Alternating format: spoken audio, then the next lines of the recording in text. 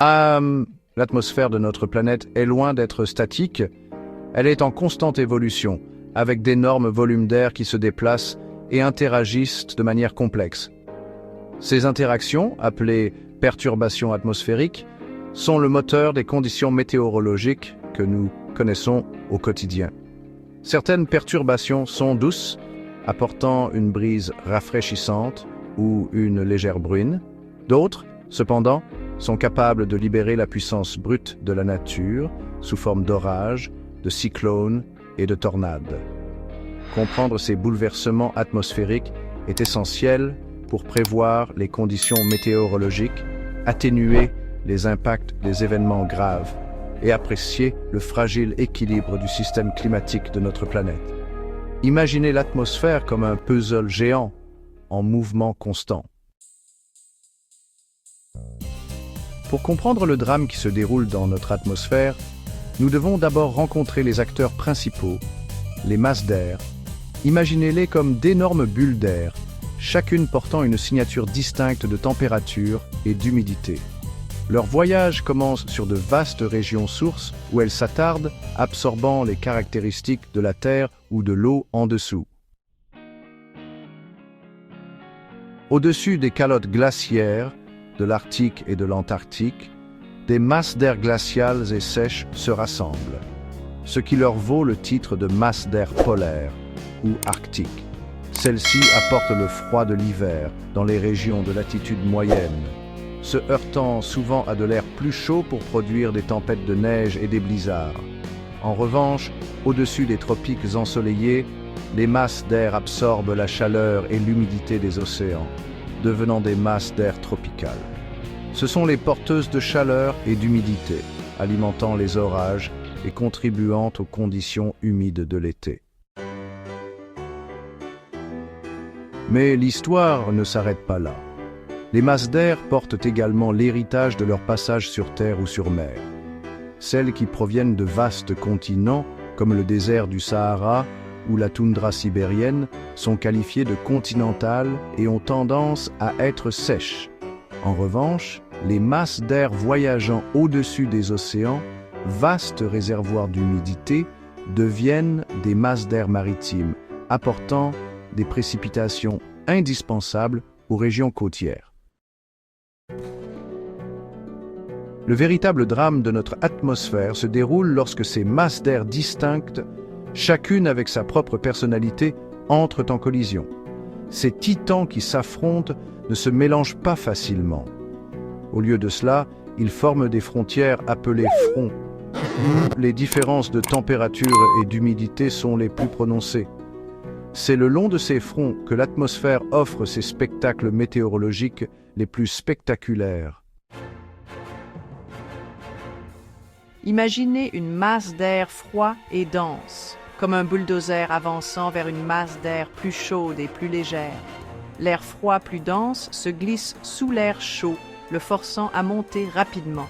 Ce mouvement ascendant, appelé soulèvement, est la clé de la formation des nuages et des précipitations. Au fur et à mesure que l'air chaud monte, il se refroidit et l'humidité qu'il transporte se condense en gouttelettes d'eau, formant des nuages et conduisant souvent à de fortes pluies ou de la neige. Ce type de frontière où l'air froid avance est appelé à juste titre un front froid.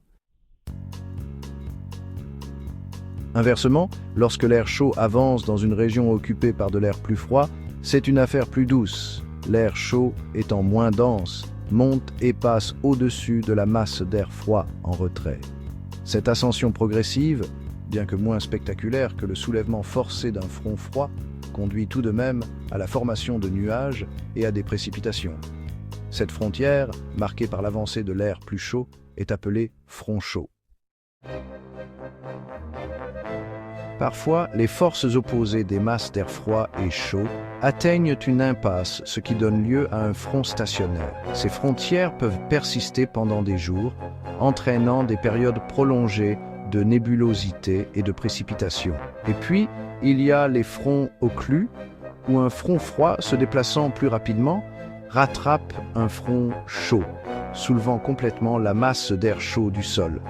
Ces fronts complexes apportent souvent des précipitations intenses et des vents forts. Comme nous l'avons vu, la collision des masses d'air peut déclencher un torrent d'événements météorologiques. L'une des manifestations les plus dramatiques de cette bataille atmosphérique est la ligne de grains, une ligne formidable d'orage qui peut s'étendre sur des centaines de kilomètres, contenant une force dangereuse de fortes pluies, de grêles, de vents violents et même de tornades. Ces mastodontes météorologiques se forment généralement en avant ou le long d'un front froid où le contraste entre l'air chaud et humide et l'air froid et sec est le plus prononcé.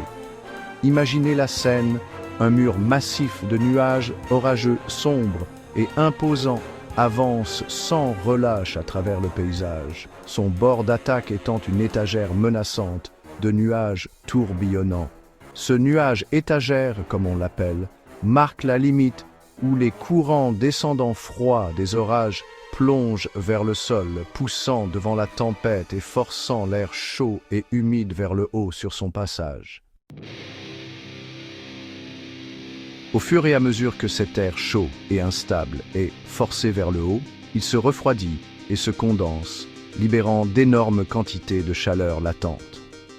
Cette chaleur alimente davantage les courants ascendants, créant un puissant cycle auto-entretenu d'air ascendant et descendant dans le système orageux. Le résultat est une cascade de fureur météorologique, des averses torrentielles qui peuvent provoquer des crues éclairs, de gros grêlons qui peuvent endommager les cultures et les biens, et des vents en ligne droite qui peuvent rivaliser avec l'intensité d'une tornade. Les lignes de grains sont connues pour leur développement et leur mouvement rapide, prenant souvent les communautés au dépourvu. Leur nature imprévisible, associée au potentiel de vents destructeurs, de grêles et de tornades, en fait une menace sérieuse pour la vie et les biens. Comprendre leur formation et leur comportement est essentiel pour émettre des avertissements opportuns et atténuer les impacts de ces événements météorologiques violents.